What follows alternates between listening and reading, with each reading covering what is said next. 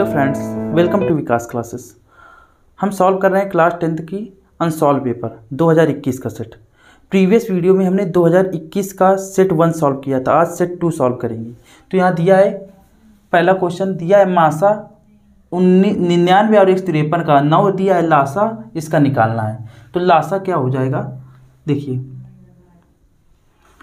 तो लासा क्या होता है, देखिए हमें का नंबर सॉल्व करते हैं। यहाँ पर का नंबर, अगर दो संख्याओं का मासा दिया है और देखिए होता है लासा बराबर, फार्मूला होता है दो संख्याओं का गुणनफल, यानी पहली संख्या गुणे दूसरी संख्या बटे लासा। सॉरी, यहाँ लासा निकालना तो मासा से भाग देंगे। तो पहली संख्या कितनी है 99, दूसरी संख्या है 153 बटे इसका मासा कितना दिया है 9।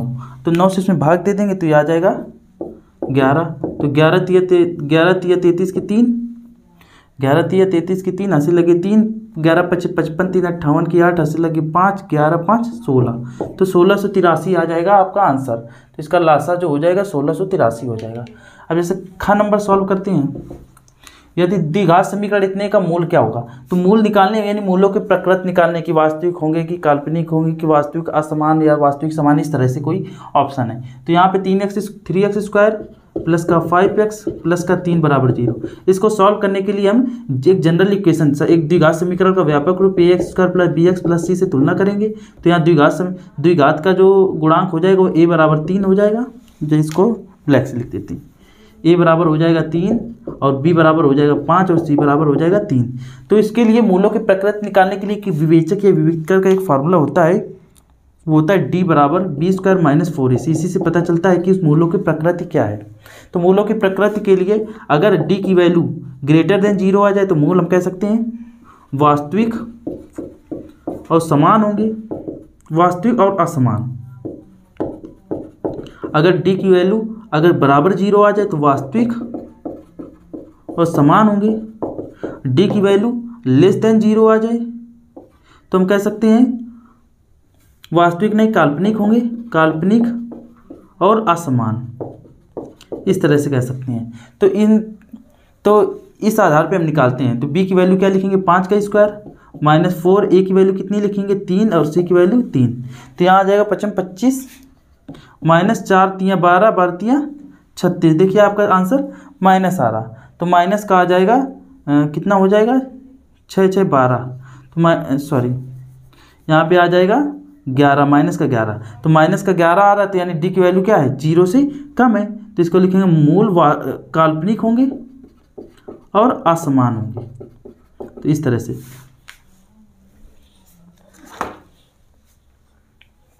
अब बढ़ते हैं नेक्स्ट क्वेश्चन पर।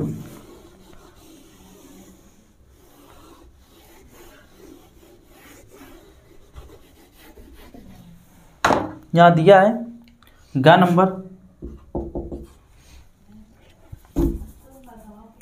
यहाँ पर द्विघात समीकरण, सॉरी यहाँ गा नंबर दिया है बिंदु इतने इतने के बीच की दूरी का, यानी -1/3 और 5/3 के बीच की, ये दो बिंदु दिए हैं, दो बिंदुओं के बीच की दूरी का फार्मूला लगाना है। तो दो बिंदुओं के बीच की दूरी जो होती है वो होती है √x2 - x1 का whole square plus y2 - y1 का होल स्क्वायर। तो यहाँ पर दिया है, इसको मान लेंगे x1, इसको मान लेंगे y1, x2 और y2। तो यहाँ पे लिख देंगे √x2 की वैल्यू कितनी है 5, तो लिखेंगे 5 माइनस x1 की वैल्यू हो जाएगी, देखिए x1 की वैल्यू -1 है तो माइनस पहले से ही है और एक ये माइनस में प्लस का होल स्क्वायर। यहाँ प्लस y2 की वैल्यू लिखेंगे 3 और y1 की वैल्यू 3 का होल स्क्वायर। तो ये आ जाएगा 5 1 6 का स्क्वायर और प्लस 3 - 3 हो जाएगा 0 का स्क्वायर मतलब 0। तो 6 का स्क्वायर हो जाएगा 36 और 36 का वर्गमूल लेंगे तो 6 आंसर, तो यानी 6 इकाई आ जाएगा इसका आंसर 6 यूनिट। अब इसके बाद बढ़ते हैं घ नंबर पर। घ नंबर यदि त्रिभुज ABC में AB बराबर 5 सेंटीमीटर, BC बराबर 5√3 और AC बराबर 10 सेंटीमीटर, तो कोण B का मान निकालना है। इस तरह से पहले हम एज्यूम कर लेते हैं कि पहले मान लेते हैं कि जो कोण है वो 90 अंश का मान लेते हैं, क्योंकि इस केस में अधिकतर 90% 90 पर सेटिस्फाई हो जाते हैं। तो ऐसे मान लेते हैं एक त्रिभुज है, या अगर कोण B निकालना तो मान लिया कोण B, पहले मान लेते हैं एक बार कि B 90 डिग्री है। फिर इसके बाद यहाँ A लिख देंगे, यहाँ AB और C लिख देंगे।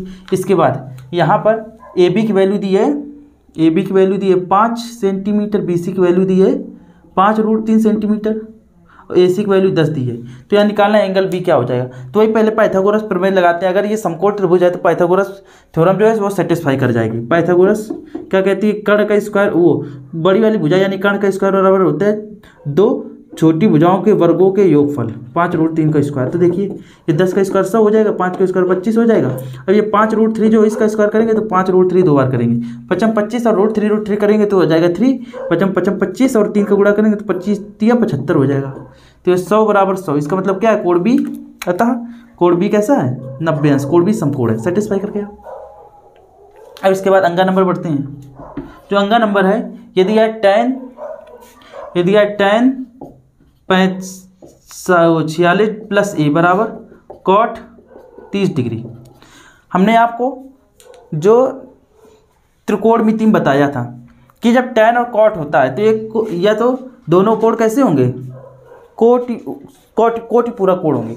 यानी अगर जो tan और cot में दिए होते हैं, यहाँ लिखेंगे tan 46 डिग्री प्लस a बराबर, यहाँ पे लिख देंगे cot, इसको लिख देंगे cot, यहाँ जो 30 है इसको क्या लिख देंगे 90 माइनस 60। 90 में जब 60 को घटाएंगे तो 30 आ जाएगा। और cot 90 माइनस थीटा होता है tan थीटा। तो यहाँ पे लिख देंगे tan 46 डिग्री प्लस a बराबर लिखेंगे cot 90 माइनस थीटा क्या होता है tan थीटा। tan थीटा की वैल्यू है 60। तो यहाँ tan से tan हट जाएगा, यार इसे कम तुलना करेंगे कोणों की, तो 46 डिग्री प्लस a बराबर हो जाएगा 60 डिग्री। तो a की जो वैल्यू आएगी 60 और ये प्लस का 46 इस तरफ आएगा माइनस का 46 डिग्री, तो आ जाएगा हाँ 14 डिग्री आ जाएगा। तो 14 डिग्री इज करेक्ट आंसर।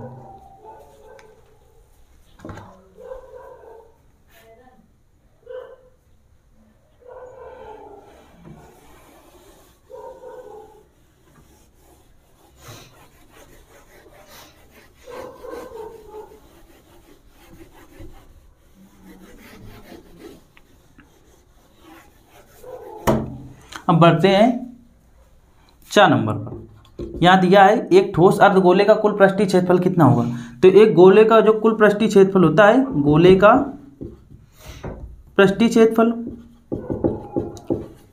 यह एक समूचे गोले का पृष्ठीय क्षेत्रफल का है या संपूर्ण पृष्ठीय क्षेत्रफल का है, बात एक ही है, वो हो जाएगा 4πr²। अब इसके बाद दूसरे का नंबर जो है द्विघात समीकरण, इसके व्युत्क्रम कर बताना है।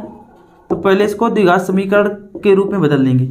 ये द्विघात समीकरण है तो इसके नीचे 1 मान लेते, इसके नीचे 1 मान लेते, 2 एलसीएम लेंगे तो इसका मतलब 2 कैसे भाग देंगे, 2 आएगा, 2 को ऊपर गुणा करेंगे 2x²। वैसे यहाँ पे 2 2 4x हो जाएगा, यहाँ पे कितना था 2x²।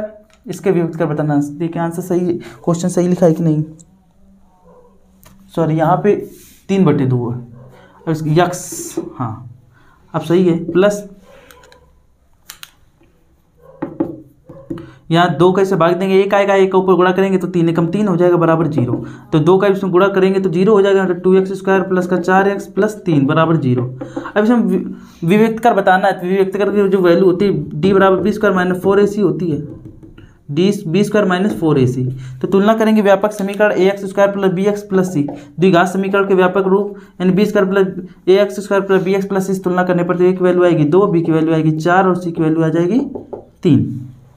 तो यहाँ पर एक b की जगह रखेंगे 4, लेकिन 4 का स्क्वायर माइनस 4 गुणे a की जगह रखेंगे 2 और c की जगह रखेंगे 3। तो 4 चौको 16 माइनस 4 दूना 8, 8 त्रिका 24। इसका मतलब b की वैल्यू आ गई -8 -8 आ गई। अगर पूछा जाए कि मूलों की प्रकृति क्या होगी, तो मूलों की प्रकृति होगी काल्पनिक और असमान। तो यहाँ पे से विविक्त कर पूछा गया तो विविक्त कर में -8 आंसर।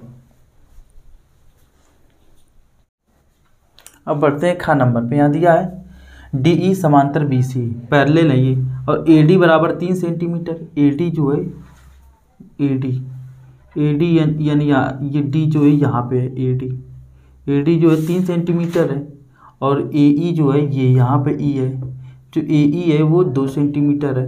DB हाँ DB कितना है 6। EC की वैल्यू, इसकी वैल्यू निकालनी है। तो हमने आपको बताया था थेल्स थ्योरम।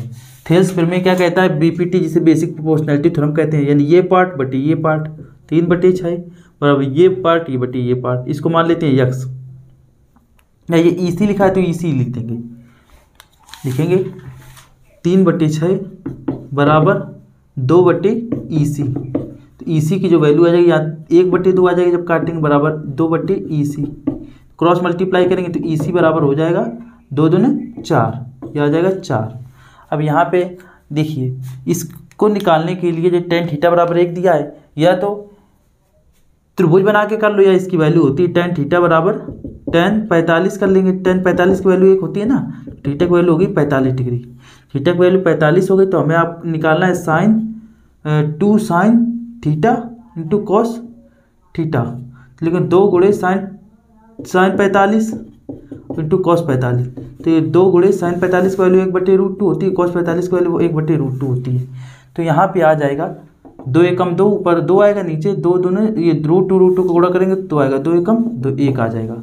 अब इसके बाद लिखा है 14 सेंटीमीटर त्रिज्या वाले एक वृत्त की त्रिज्य खंड का क्षेत्रफल निकालना है जिसका कोण 30 डिग्री है। तो यहाँ त्रिज्य खंड क्या होता है, त्रिज्य खंड जैसे कि वृत्त है तो 2 त्रिज्याओं द्वारा जो बना क्षेत्रफल होता है, इसे बोलते हैं त्रिज्य खंड। और इसका जो कोण दिया है वो कोण कितना दिया है 30 डिग्री, और ये क्षेत्रफल निकालना है, ये वाला क्षेत्रफल। तो इसका क्षेत्रफल निकालने के लिए हम क्या करेंगे, देखिए अगर 360, अगर जो क्षेत्रफल पूरे वृत्त का क्षेत्रफल अगर πr² ले लिया जाए तो केंद्र पर कोण कितना 360 डिग्री बनाता है। ये पूरा सर्किल जो होता है 360 डिग्री का होता है। अगर एक स्क्वायर क्षेत्रफल बनाएगा तो 360 बटे πr² बनाएगा। अगर मान लो थीटा डिग्री का कोण बना रहा है या 30 डिग्री का कोण बना रहा है तो हम लिखेंगे 30, सॉरी गलत हो गया यहाँ पे, अगर जो 360 डिग्री का कोण बनाएगा, अगर केंद्र पर 360 डिग्री का कोण बनाएगा तो क्षेत्रफल होता है πr², क्योंकि क्षेत्रफल पूछा है, एंगल नहीं पूछा है। तो 360 डिग्री का कोण बनाएगा तो πr², अगर 1 डिग्री का कोण बनाएगा तो πr² बटे 360। अगर मान लिया ये थीटा डिग्री का कोण बना रहा है तो πr² डिग्री इंटू 30। तो ये आ जाएगा आपका 30 से काटेंगे 12, और यहाँ पर πr² बटे 12, जो r है वो 14 सेंटीमीटर है, तो पाई की वैल्यू 22/7, r की वैल्यू लिख देंगे 14/14। 14 का स्क्वायर मतलब 14 गुणे 14, 14 गुणे 14 बटे कितना है 12। तो यहाँ पे काटते हैं 7 दूने 14। अब इसके बाद 2 छंग 12, फिर इसके बाद हम काटते हैं 22 से काटते हैं 11 बार, ये 3 बार काटते हैं तो ये आ जाएगा आपका 11 गुणे 14 करेंगे तो 14 एकम 14 की 4 हंसी लगा 1, यहाँ पे कर लेते हैं 14 एकम 14 की 4 हंसी लगा 1, 14 1 15, 154/3। इसको सॉल्व करेंगे 53/15, 3 एकम 3, 0.33 का 9, 3 3 का 9, इस तरह से आ जाएगा इतने सेंटीमीटर स्क्वायर। ये आ जाएगा इस त्रिज्य खंड का क्षेत्रफल। अब हम आपको बताने जा रहे हैं तीसरे का नंबर। यहाँ दिया सिद्ध कीजिए कि √3 अपरिमेय संख्या है। तो इसको सिद्ध करने के लिए हम ऐसा कहेंगे कि √3 एक परिमेय संख्या है मान लेते हैं। √3 माना √3 एक परिमेय संख्या है। परिमेय संख्या वो होती है जिसको अंश और हर के रूप में लिखा जा सकता है, लेकिन ये अगर अपरिमेय संख्या है तो उसको अंश हर के रूप में नहीं लिखा जा सकता। अगर ये परिमेय संख्या है तो हम कह सकते हैं √3 जो है a/b अंश हर के रूप में लिखी जा सकती हैं, बशर्ते अंश हर में कोई कॉमन फैक्टर नहीं होना चाहिए। जैसे मान लिया जाए 15/18 है तो अब इसमें कॉमन फैक्टर 3 है, तो कॉमन फैक्टर पूरा काट दो, 5 से काटो 5 3 15, 3 से काटो 53 15 3 18। अब ये 5 और 6 है, अब ये पूरा एक रेशनल नंबर बन गया, एक परिमेय संख्या बन गया जिसमें कुछ कॉमन फैक्टर नहीं है, ऐसे ही मान लेते हैं। तो माना अगर √3 एक परिमेय संख्या है तो इसे a/b के रूप में लिखा जा सकता है। लिख देंगे जहां a/b कैसी है, सहअभाज्य संख्या है। सहअभाज्य संख्या वो दो संख्याएं ऐसी होती हैं जिनमें कोई कॉमन फैक्टर नहीं होता, जहाँ a/b सहअभाज्य संख्याएं हैं। इसका मतलब इनका HCF जो हो जाएगा, इनका जो HCF इनका जो मासा हो जाएगा वो कितना है 1 का। अगर ये तो इसको हम ऐसे लिख सकते हैं a बराबर √3b, इसको मान लेते हैं समीकरण फर्स्ट। अब दोनों ओर वर्ग करेंगे तो a² बराबर 3b² हो जाएगा। तो इसमें एक थ्योरम लगेगी, b² जो 3 भाग में जाएगा, a² बटे 3 बराबर बी स्क्वायर। अगर जो ये एक परिमेय संख्या है या 3 एक प्राइम नंबर है, जैसे मान लिया कि अगर p ए स्क्वायर को विभाजित करती है, अगर जैसे p एक प्राइम नंबर है, एक अभाज्य संख्या है, अगर वो ए स्क्वायर को विभाजित करती है तो p जो है ए को भी विभाजित करेगी, जैसे कि मान लिया जाए p जैसे 2 है, 2 अगर जो 6 स्क्वायर को विभाजित कर रहा कि कोई नंबर है 6 स्क्वायर को विभाजित कर रहा है, तो इसका मतलब 2 जो है 6 को विभाजित करेगी, मतलब अगर जो स्क्वायर हटा दिया जाए तो 6, 2 से 6 पूर्णतः विभाज्य है। जैसे और कोई नंबर ले लेती है, जैसे 2 4 स्क्वायर को विभाजित कर रहा है, तो इसका मतलब क्या है, अगर स्क्वायर हटा दिया जाए तो 2 4 को भी विभाजित करेगा। इसका मतलब अगर जो ए स्क्वायर 3 से विभाजित होता है, इसका मतलब लिखेंगे ए स्क्वायर या 3 ए स्क्वायर को विभाजित करता है।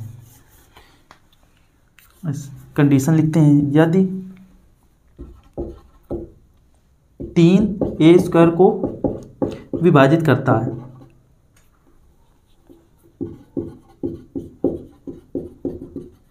तो 3 जो है ए को भी विभाजित करेगा।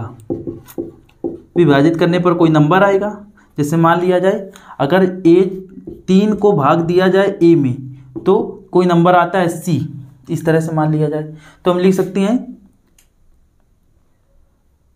कि a बराबर 3c। अब देखिए यहाँ पे हमने माना था कि ए बी सहअभाज्य संख्या है, लेकिन यहाँ जो 3 a को विभाजित कर रहा है, इसका मतलब क्या है, 3 जो है 3 कॉमन फैक्टर है a का, या 3 a का गुणनखंड है, ये हमने प्रूव कर दिया यहाँ पर। अब यहाँ पर a का मान समीकरण फर्स्ट में रखने पर, एक मान अगर समीकरण फर्स्ट में रखेंगे तो आ जाएगा ए, यहाँ पे a बराबर 3c है, तो जो a का मान समीकरण फर्स्ट में रखेंगे तो a बराबर लिखेंगे 3c बराबर √3b, या समीकरण फर्स्ट इसको ना मान के इसको मान लेते हैं क्योंकि स्क्वायर करना सरल, यानी यहाँ पे रख देते हैं। तो a की वैल्यू जब 3c का होल स्क्वायर रखेंगे बराबर 3b स्क्वायर रखेंगे तो आ जाएगा 9c स्क्वायर बराबर 3b स्क्वायर। काटेंगे 3 से 3 कटेगा 3c स्क्वायर, तो यहाँ पे आ जाएगा आपका c स्क्वायर बराबर 3 गुणा में आ जाएगा b स्क्वायर, c स्क्वायर बराबर b स्क्वायर बटे 3। तो हम लिखेंगे 3 एक अभाज्य संख्या है, 3 b स्क्वायर को विभाजित करता है, तो 3 b को भी विभाजित करेगा। अगर 3 बी स्क्वायर को विभाजित करता है तो हम कहेंगे 3 बी को भी विभाजित करेगा। तो यहाँ पे 3 ए का गुणनखंड हमने लिखा था, यहाँ पे देखिए 3 ए का गुणनखंड है, और इसका मतलब जो 3 है बी को विभाजित करता है, इसका मतलब 3 बी का एक गुणनखंड होगा। इसको मान लेते हैं समीकरण 3 और समीकरण यहाँ 2 मान लेते हैं, क्योंकि एक मान चुके हैं, 2 मान लें, यहाँ 3 मान लें। तो समीकरण 2 और 3 से हम कह सकते हैं, अभी हमने माना था यहाँ स्टार्टिंग में a और b सहअभाज्य संख्या है, इसका कोई कॉमन फैक्टर नहीं है, लेकिन हमने यहाँ समीकरण 2 और 3 से क्या कह दिया कि इसमें भी 3 फैक्टर है, इसमें भी 3 फैक्टर है। इसका मतलब हमने जो पहले एज्यूम किया था वो गलत एज्यूम किया था। तो लिखेंगे समीकरण फर्स्ट, सेकेंड व थर्ड से 3 ए और बी दोनों के उभयनिष्ठ गुणनखंड है, कॉमन फैक्टर है, उभयनिष्ठ गुणनखंड है।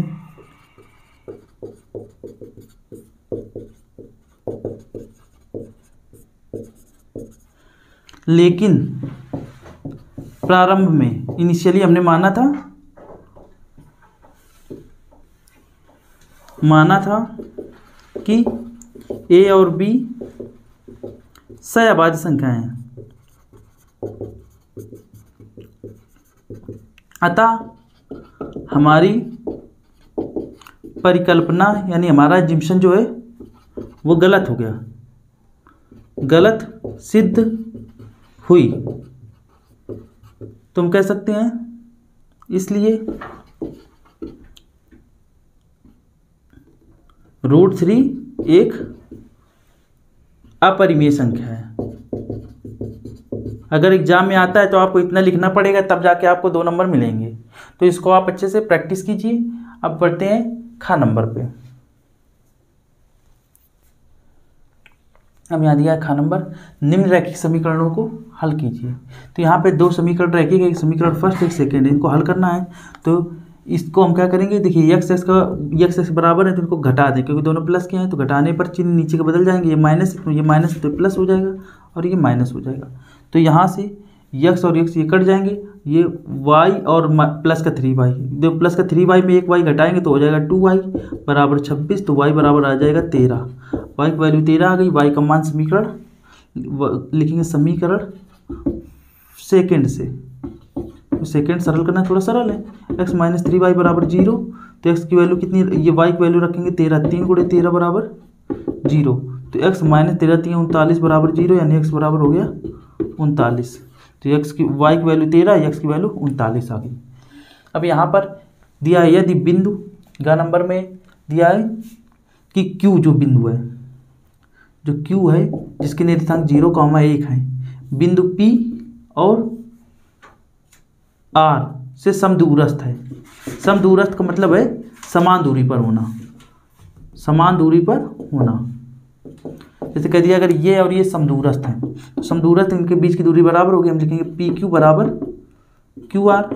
ये बराबर है तो PQ बराबर बीच की दूरी क्या होगी, √x माइनस 0 का होल स्क्वायर प्लस 6 माइनस 1 का होल स्क्वायर बराबर √5 माइनस 0 का होल स्क्वायर प्लस हो जाएगा -3 माइनस 1 का होल स्क्वायर। फिर अंडर है, दोनों का स्क्वायर कर दें, इससे अच्छा पहले से स्क्वायर कर दें तो अंडर हट जाएगा। तो लिख देंगे x माइनस 0 का होल स्क्वायर प्लस 6 माइनस 1 का होल स्क्वायर,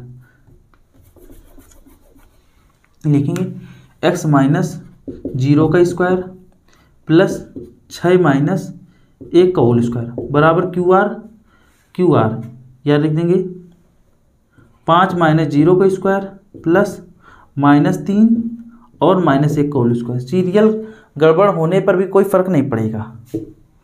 यहाँ पर x माइनस 0 यानी x स्क्वायर हो जाएगा प्लस 6 माइनस 1 हो जाएगा 5, 5 का स्क्वायर 25 बराबर 5 का स्क्वायर 25 हो जाएगा प्लस ये -3 माइनस 1 हो जाएगा -4 का स्क्वायर हो जाएगा 16। तो यहाँ पे 25 कट जाएगा, x स्क्वायर बराबर 16, तो x बराबर हो गया प्लस माइनस 4 हो गया। तो यहाँ पे p की वैल्यू निकालनी है तो p की जो वैल्यू हो जाएगी, ये x की वैल्यू निकालनी है तो p के निर्देशांक हो जाएंगे, x की जगह क्या लिख देंगे +4,6, यानी एक बार +4,6 और एक बार -4,6, ये 2 आंसर आ गए। अब इसके बाद घ नंबर देखते हैं। यदि tan 2a बराबर cot a माइनस 18, तो जहाँ 2a एक न्यून कोण है तो a का मान ज्ञात करना है। अगर न्यून कोण है तो इसका मतलब क्या है कि tan 2a बराबर cot 2a, इसका मतलब दोनों कोण कैसे है, कोट पूरक है, यानी 90 - थीटा की फॉर्म बनेगी। tan 2a बराबर इसको लिखेंगे tan, इसको लिखेंगे cot 90 यहाँ पर लिखेंगे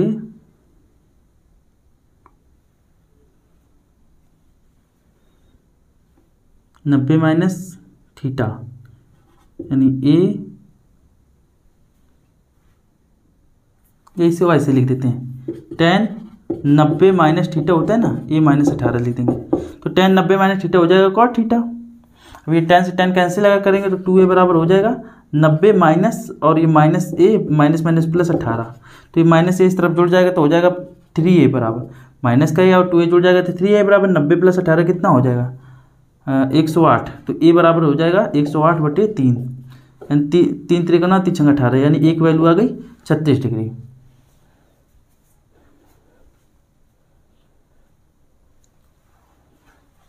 आई होप आपको ये सभी क्वेश्चन समझ में आए होंगे। नेक्स्ट वीडियो में हम आगे के क्वेश्चन डिस्कस करेंगे। So that's all for today, thank you.